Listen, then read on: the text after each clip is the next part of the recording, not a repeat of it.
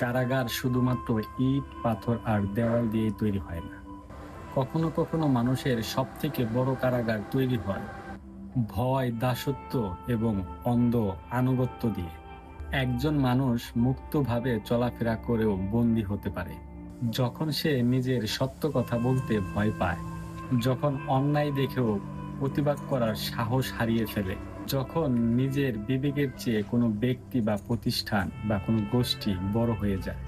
তখন তার চারপাশে কোনো লোহার শিকল না থাকলেও মানসিকভাবে সে বন্দী। ভয় মানুষকে চুপ করিয়ে দেয়, দাসত্ব মানুষকে নিজের সিদ্ধান্ত থেকে দূরে সরিয়ে দেয় এবং অন্ধ আনুগত্য মানুষকে প্রশ্ন করতে ভুলিয়ে দেয়।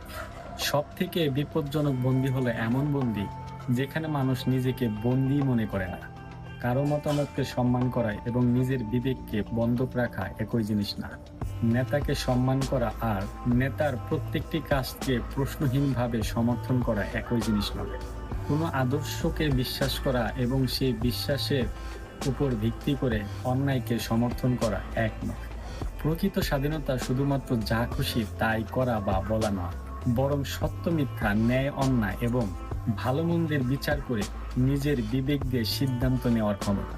তাই নিজেকে মাঝে মাঝে প্রশ্ন করুন, আমি কি নিজের সিদ্ধান্ত নিজেই নিতে পারি?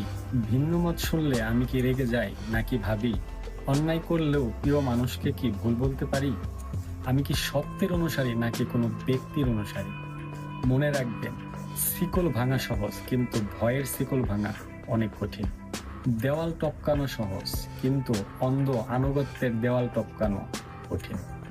যে মানুষ নিজের বিবেক, নৈতিকতা ও যুক্তির কাছে স্বাধীন, তাকে প্রকৃত অর্থে মুক্ত মানুষ বলা যায়।